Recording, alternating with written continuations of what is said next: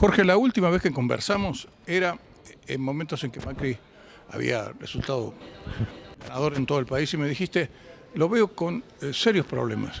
Sí, en realidad, después de la elección de octubre último, el presidente ingresa en una caída pronunciada de su imagen positiva, pierde alrededor de unos 15 puntos en 3 o 4 meses, lo que es bastante razonable porque poca gente ha analizado que esa victoria de octubre, que fue contundente y fantástica, en realidad le hace perder a él la mitad de su electorado.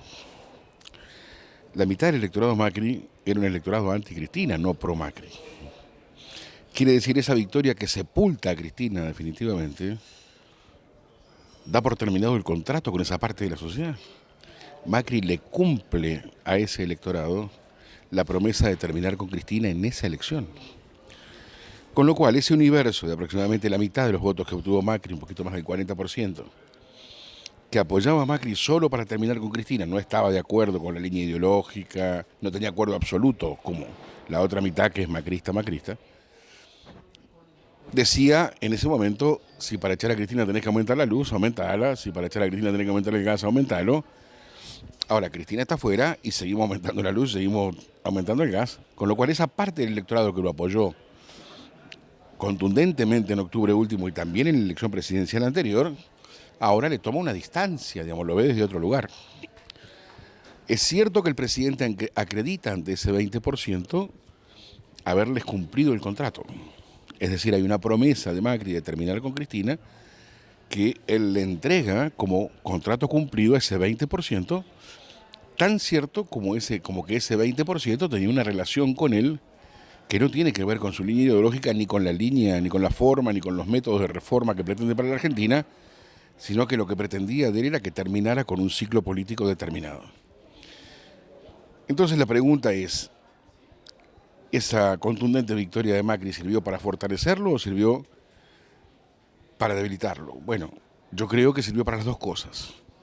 Sirvió para terminar con el ciclo kirchnerista y sirvió también para abrir un nuevo capítulo donde Macri tiene a la mitad de su potencial electorado en situación de observación. Ya no son macristas a cualquier condición. Hay que volver a conquistarlos con un horizonte diferente. Ni más ni menos, es excelente tu conclusión. Y por eso el lanzamiento de la lucha contra el narcotráfico, el lanzamiento de la reforma laboral, la lucha contra el sindicalismo, el tema de la reparación de la desigualdad salarial de las mujeres, el tema del aborto, el lanzamiento de grandes temas que convoquen de vuelta el enamoramiento de la sociedad. No porque sean los temas de actualidad. El tema del aborto, que es un tema interesantísimo y de una profundidad insondable, porque puede verse desde 2.500 ventanillas distintas, no es el tema de la preocupación central de la Argentina. No es la pobreza, no es la seguridad, no es la inflación. Sin embargo, muy hábilmente, probablemente asesorado por Durán Barba, toma banderas de la izquierda tradicional, las lanza al ruedo, aún diciendo que él no está de acuerdo, lanza la discusión como si esto fuera un país tan civilizado como para poder discutir cuestiones con las cuales el presidente no está de acuerdo. En realidad es un avance cultural enorme para la Argentina esta posición del presidente, ¿no? En la Argentina del paternalismo presidencial se discutía solo lo que al presidente le interesaba. De modo que me parece que están en un problema que es volver a reconquistar a un grupo que es más o menos el 20 o el 25% de la sociedad que le tenía plena confianza para una tarea que ya está cumplida. Ahora hay que buscar otras banderas que vuelvan a relacionarlo y ahí está esta inestabilidad del electorado, donde a veces está totalmente de acuerdo con lo que Macri dice y al día siguiente está absolutamente en contra de lo que Macri dice, porque hay otra relación, están parados en otro lugar, ¿no? Eso indicaría al propio tiempo una cuestión importante para el país, sobre todo por lo que ha vivido el país en los últimos tiempos, que es el crecimiento de la gente en el ejercicio de la democracia, que no es poco. Si algo ha crecido en este país es la seriedad y la serenidad de la opinión pública. Por mucho menos de lo que está pasando en la Argentina, hemos derrocado media docena de presidentes y hemos hecho... A ver, la guerrilla urbana de los 70 se produce en un contexto de 75% de clase media y 6% de pobres para matar a los injustos que provocaban la pobreza. Año 72, 75% de clase media y 6% de pobres, no había indigencia. Esa generación llevada al poder, que es la mía, produce 60% de pobres. Es decir, esta sociedad fue terriblemente más loca que lo que es. Esta sociedad permitió el militarismo, permitió el golpe de Estado, permitió el asesinato político como forma de resolución de los conflictos. Apoyo a la guerra de Malvinas. Permitió inflaciones de 4.000, 5.000% anual. Hoy el 20% es un escándalo. Es muy alta el 20%, es la tercera inflación del planeta, pero estamos escandalizados con el 20%. Hemos vivido con 5.000% de inflación mensual en democracia y al año siguiente con 3.000% de inflación mensual. Es decir, hemos avanzado mucho en la gama de las permisividades. Esta sociedad ha sido una sociedad muy permisiva con el poder.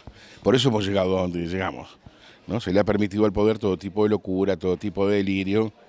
Me parece que esta sociedad ha tomado registro y de hecho, bueno, el abandono, por ejemplo, de la pertenencia a los grandes partidos políticos, que quedan en la Argentina 17% de personas que dicen que son peronistas y 5% de personas que dicen que son radicales. ¿Qué es eso? El abandono de las viejas creencias, que es absolutamente lógico, independientemente de que pueda resultar ofensivo para alguna escucha.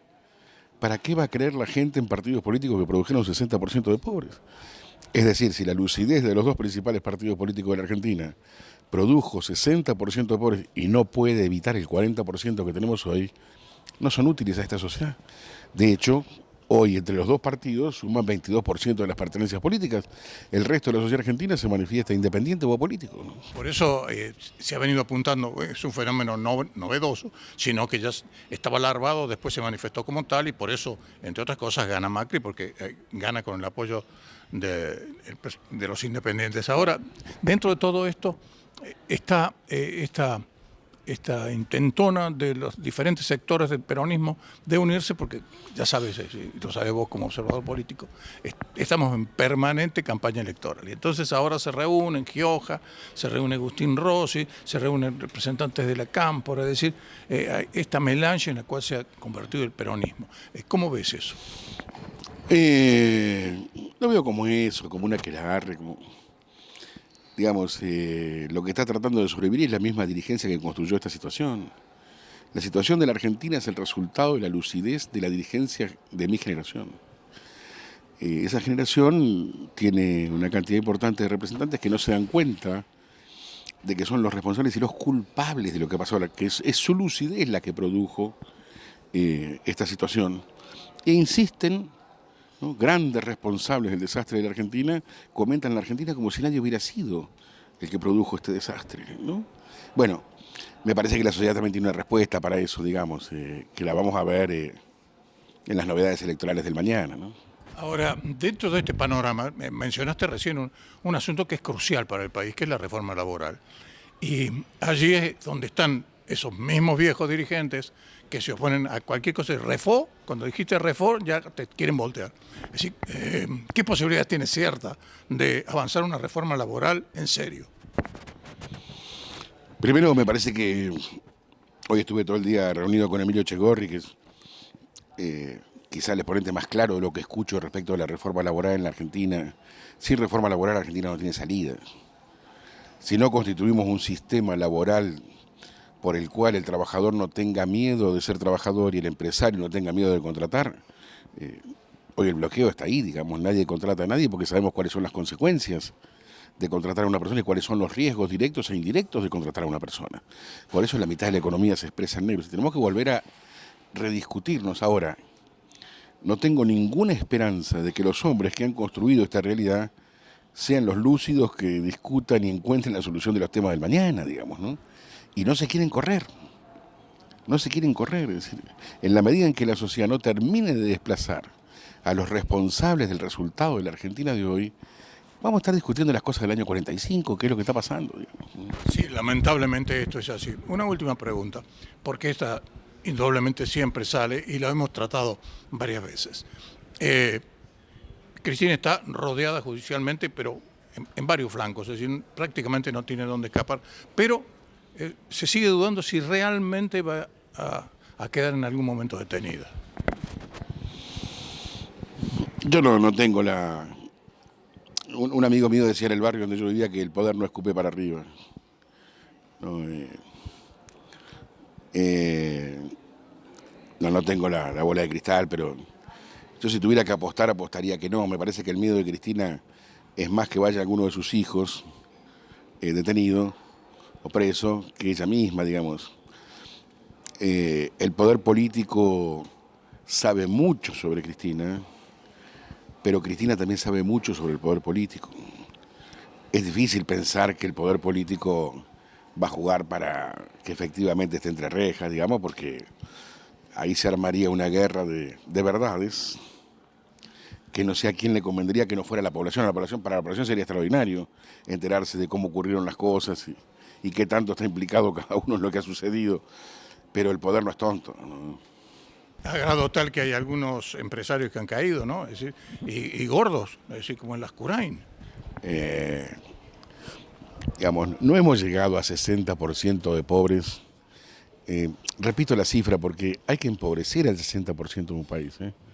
Hay que destruir la educación pública, hay que destruir el hospital público, hay que destruir la familia, hay que permitir que este país haya ingresado la droga como ingresa, hay que generar esto. Esto ha sido una inteligencia macabra fantástica, de la mano de una dirigencia que ha permitido esto sin inmutarse. Algunos de ellos van a flotar. De algunos de ellos, el caso que vos mencionás es un caso patético. Quizás se conozcan 15, 20, 30 más, pero tenemos que entender que acá hay una cuestión estructural, digamos, ¿no? Esto no es... La Argentina no está mal porque ha habido un ministro de Economía. La Argentina está mal porque ha habido 30 años de desastre, de locura colectiva en el poder, de gente que creyó que podía hacer lo que quería y que...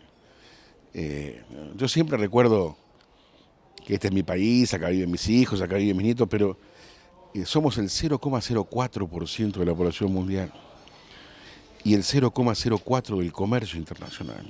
0,04%. Para un verso que dice que sin nosotros nadie puede, y le enseñamos a gobernar a la primera ministra de Alemania, que es la tercera potencia industrial del mundo. Es decir, estamos muy locos algunos argentinos. Y dentro de este panorama, te decía que era la última pregunta, pero mentira. Dentro de este panorama, ¿cabe lugar para la paciencia en la gente? Que es lo que le acaba de pedir Duhovne. Sí, sí. Sí, y esta es la maravilla del pueblo argentino, la esperanza. Esperanza quiere decir espera tranquila. Es cierto que estamos en un momento complicado porque se ha acabado la dirigencia valiosa. Cuando uno encuesta y dice, bueno, muy bien, en el caso de que el presidente Macri no quisiera presentarse a la reelección, pese a lo que el mismo presidente dice, yo sostengo que no se va a presentar, ¿quién sería? Y nadie imagina a nadie. Es decir, hemos llegado a una situación de absurdo donde no hay dirigencia confiable. Estamos en un momento muy peligroso, porque entonces cualquier persona con 50 o 60 millones de dólares puede disputar una elección presidencial. No olvidemos que la última elección se disputó entre dos personas que se toparon con la política a los 35 años, Macri y Scioli.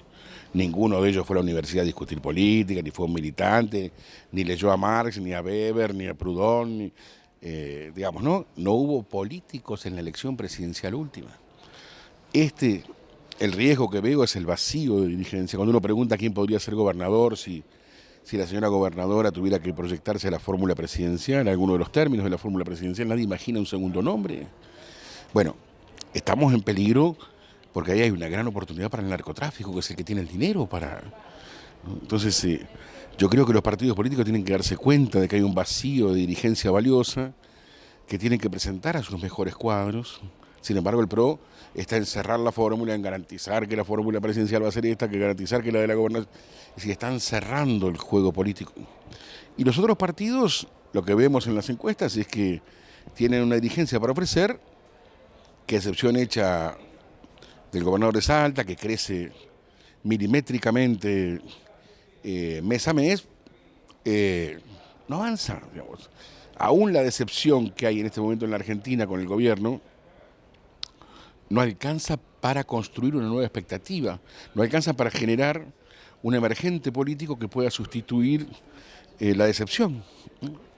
Me preocupa también que mucho de la decepción, y de eso vamos a hablar hoy, no es ya con el presidente ni con los políticos, mucha decepción es con la Argentina. 35% de los argentinos cree que Argentina o no tiene solución o que los temas esos no se pueden arreglar o que no saben quién los podría arreglar. 35%. Si en vez de tener decepción sobre los políticos, tenemos decepción como está ocurriendo con la Argentina, estamos en un problema serio, porque no es que ya no creemos en Macri, en Scioli o en Cristina, ya no estamos creyendo en las posibilidades del conjunto del país.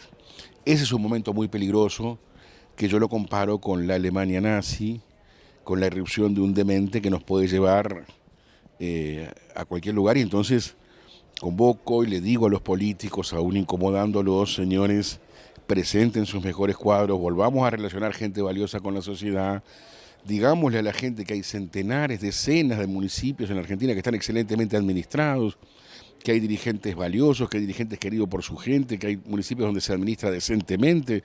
¿Por qué? Porque el 85% de los municipios argentinos tienen menos de 10.000 habitantes. Ahí todo el mundo se conoce, todo el mundo se da cuenta si la mujer del intendente fue a la peluquería. Ahí hay un montón de gente valiosa que ha gobernado mucho tiempo en condiciones de honestidad. Argentina es más de una Argentina. Hay una Argentina de los grandes grupos urbanos, la capital federal, el conurbano, el Gran Mendoza, el Gran Rosario, el Gran Córdoba, y hay otra Argentina que es fantástica porque hay ciudades maravillosamente bien administradas. Tenemos que salir de ahí a rescatar los mejores cuadros de la Argentina para volver a presentarlos en sociedad y que la gente crea que tiene entre quién elegir. Hoy me preocupa muchísimo que la gente no imagina quién podría ser si el que es no fuera. Muchas gracias, Jorge. Al contrario, muy amable.